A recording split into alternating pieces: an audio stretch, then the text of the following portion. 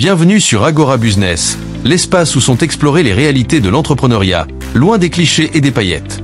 Il est courant d'imaginer l'entrepreneuriat comme une ascension linéaire vers le succès, faite de persévérance et d'innovation. Pourtant, la réalité est souvent plus complexe et parsemée d'obstacles inattendus. Savez-vous que, malgré la passion, le travail acharné et les nuits blanches, un nombre significatif d'entreprises ne voient pas leur première bougie ou ne dépassent pas les 5 ans? En France, par exemple, 25% des défaillances d'entreprises seraient dues à de simples retards de paiement. À l'échelle mondiale, les chiffres sont tout aussi révélateurs, avec des rebonds de défaillance de 15% prévus, touchant majoritairement les très petites entreprises. Aujourd'hui, nous allons plonger au cœur de cette réalité souvent passée sous silence. Les raisons pour lesquelles la réussite n'est pas toujours au rendez-vous dans l'entrepreneuriat. L'objectif n'est pas de décourager, mais de fournir la connaissance nécessaire pour transformer ces obstacles potentiels en tremplin. L'entrepreneuriat, c'est le rêve de créer quelque chose de nouveau, d'acquérir une liberté et d'exercer un impact. Mais il existe des défis cachés. Il est essentiel de comprendre que l'échec est un phénomène multidimensionnel, non pas un événement singulier, et qu'il peut constituer une expérience d'apprentissage profonde. Mais avant d'explorer ces dynamiques, si ce sujet vous interpelle, je vous invite de vous abonner à la chaîne pour ne manquer aucune de mes prochaines vidéos. Mais également de partager en commentaire la plus grande peur ou interrogation concernant l'échec entrepreneurial. L'expérience de chacun est précieuse.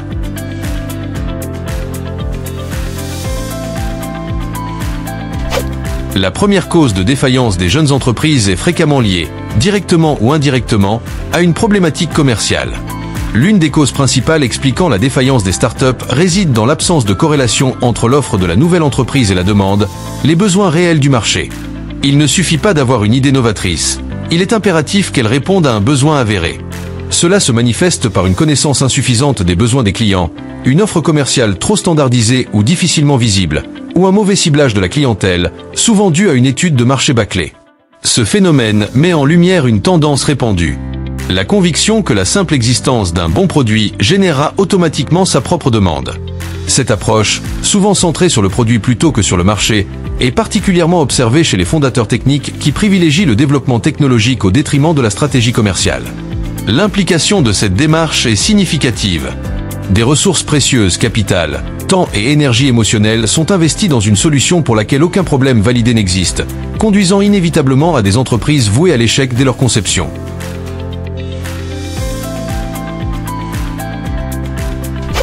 Une offre commerciale difficilement visible ou une qualité insuffisante des produits ou services proposés peut rapidement mener à la défaillance.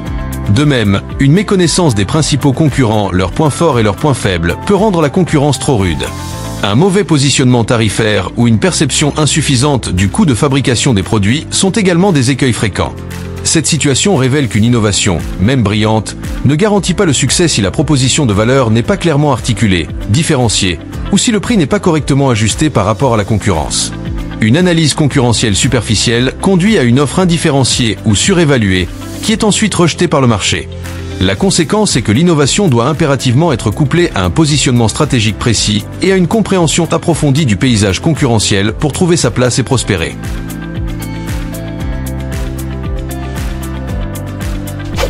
Même le meilleur produit ne se vendra pas s'il ne bénéficie pas d'une visibilité adéquate. Une mauvaise stratégie marketing ou une collecte insuffisante d'informations externes, statistiques économiques, sociales, commerciales, régionales, nationales, publiques, privées, etc. laisse l'entreprise dans l'ombre, invisible aux yeux de sa clientèle potentielle. Cette situation met en évidence un paradoxe. Un produit ou un service exceptionnel peut échouer simplement parce que personne n'en connaît l'existence ou n'en comprend la valeur. Le besoin crucial d'une expertise équilibrée est ici manifeste. La prouesse technique doit être complétée par une solide acuité commerciale et marketing. Si le message ne parvient pas efficacement à la cible, même la parfaite adéquation avec le marché peut être manquée, entraînant une perte d'opportunités et des investissements vains.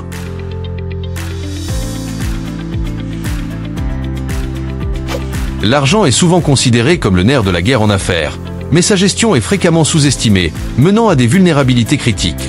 Le manque de capitaux et la mauvaise gestion de trésorerie. Le manque de capitaux est un frein majeur pour l'entreprise. La gestion de la trésorerie est la pierre angulaire de la survie d'une entreprise.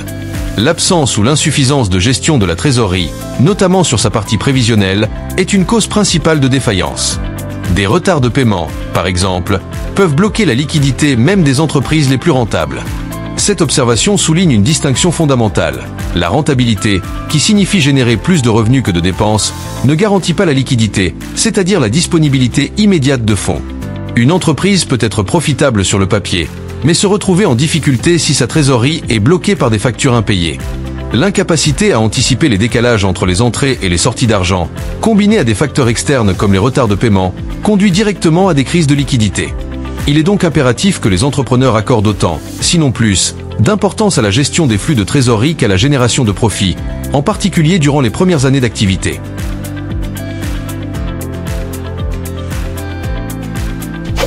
Ne pas établir un business plan est une erreur fondamentale. Ce document est essentiel pour structurer le projet de l'entrepreneur, vérifier sa viabilité et sa solidité financière. Il sert également d'outil de communication indispensable pour convaincre les investisseurs et partenaires. Un modèle économique inadapté à la cible commerciale ou au secteur choisi représente une autre facette de cette faiblesse stratégique. Cela suggère que le business plan n'est pas un simple document statique rédigé une seule fois pour obtenir un financement. Il s'agit d'un outil stratégique dynamique. Son absence ou sa rigidité empêche l'entrepreneur de disposer d'une feuille de route claire et d'un moyen efficace de communiquer sa vision. L'absence d'un plan d'affaires clair et adaptable conduit à une prise de décision déficiente, à un modèle non viable et à des difficultés pour obtenir le soutien externe nécessaire. Le business plan doit être régulièrement révisé et affiné, agissant comme une boussole vivante qui guide le parcours entrepreneurial et permet des ajustements stratégiques, voire des pivots. L'entrepreneuriat est aussi une aventure profondément humaine. Les défis ne sont pas uniquement financiers ou commerciaux, ils sont intrinsèquement liés aux personnes et à l'organisation interne de l'entreprise.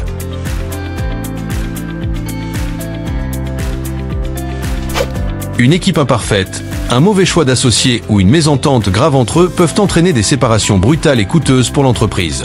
Une mauvaise gestion du personnel, souvent due à une expérience insuffisante en management opérationnel d'une petite entreprise, peut également générer un turnover élevé des talents clés et une perte de motivation des équipes. Cette situation met en évidence une lacune fréquente en matière de compétences interpersonnelles chez les entrepreneurs.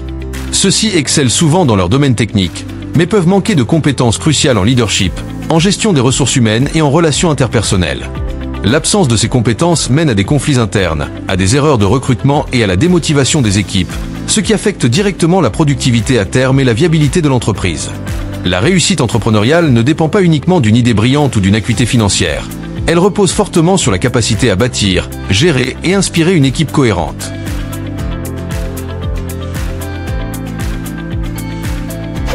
Les créateurs oublient trop souvent qu'une bonne organisation de leur entreprise permet d'éviter les gaspillages divers et variés et d'assurer la pérennité. Une gestion trop centralisatrice, sans délégation suffisante, une dispersion des dirigeants dans la réalisation de leurs tâches quotidiennes, ou une absence de contrôle interne régulier, notamment sur des points clés tels que la trésorerie, les stocks et le chiffre d'affaires, sont des indicateurs d'une structure organisationnelle fragile. Ce schéma révèle une situation courante où une croissance rapide, ou même une simple activité intense, dépasse le développement des processus internes et de la structure organisationnelle. Sans des rôles clairement définis, une délégation efficace et des mécanismes de suivi rigoureux, l'efficacité chute, les ressources sont gaspillées et les signaux d'alerte sont ignorés, menant à un chaos opérationnel et potentiellement à des difficultés financières. La croissance d'une entreprise exige donc une maturité organisationnelle parallèle et une gouvernance interne robuste, au-delà de la simple augmentation des ventes.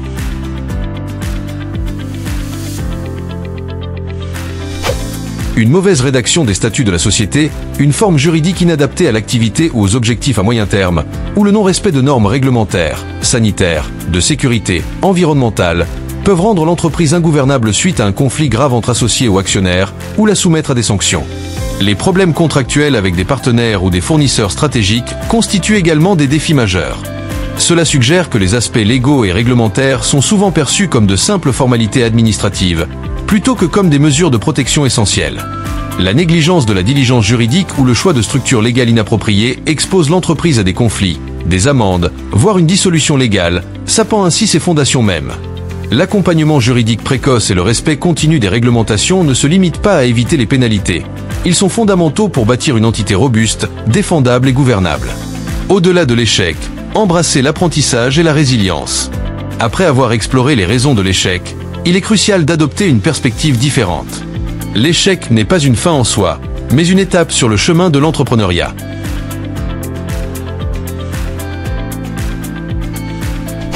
Une expérience, un diplôme.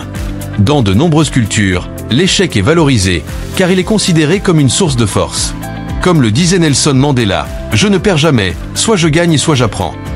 Idriss Aberkane va plus loin en affirmant que l'échec est un diplôme. Il est essentiel de percevoir l'échec comme une opportunité d'évoluer et d'éviter de reproduire les mêmes erreurs. Cette perspective met en lumière le poids d'une stigmatisation culturelle de l'échec dans certaines sociétés, qui peut empêcher les entrepreneurs de discuter ouvertement de leurs revers, d'en tirer des leçons et de s'en remettre. Cette stigmatisation peut conduire à la honte, à l'isolement et à une réticence à pivoter ou à recommencer, entravant ainsi la croissance personnelle et professionnelle. Cultiver un état d'esprit de croissance, où l'échec est considéré comme une donnée pour l'apprentissage, est fondamental pour les écosystèmes entrepreneuriaux, permettant aux individus de transformer des expériences négatives en connaissances précieuses et en résilience.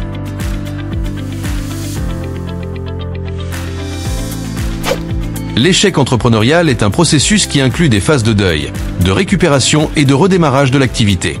La phase de récupération est vitale pour guérir et transformer l'expérience en un apprentissage. Il s'agit d'apprendre à reconnaître les opportunités offertes et à dépasser les difficultés rencontrées. L'expérience de l'échec est difficile à vivre sur le moment, générant des sentiments de découragement, de colère ou de tristesse.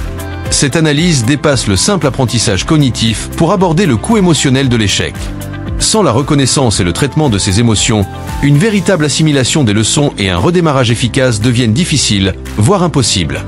L'intelligence émotionnelle, la conscience de soi, la régulation de ses émotions et l'empathie apparaît comme une composante essentielle et souvent négligée de la résilience entrepreneuriale. Elle permet aux individus de naviguer à travers l'impact psychologique des revers et d'en ressortir plus forts.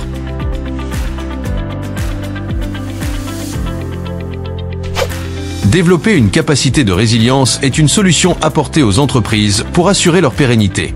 Cela implique la capacité d'adapter son produit, de le faire tendre vers des besoins réels évoqués par sa cible, en un mot, de pivoter. L'adaptabilité est l'avantage concurrentiel ultime dans des marchés dynamiques.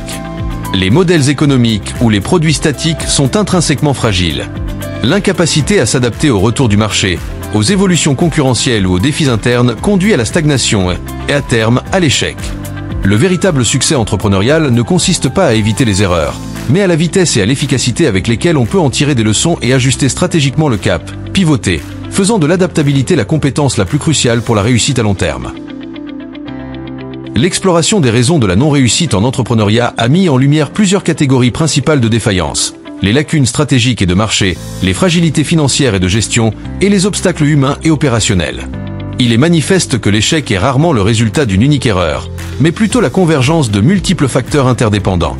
Malgré la difficulté inhérente à ces expériences, il est crucial de réaffirmer que chaque obstacle est une opportunité d'apprentissage, un véritable diplôme qui renforce l'entrepreneur. L'entrepreneuriat est un marathon, non un sprint.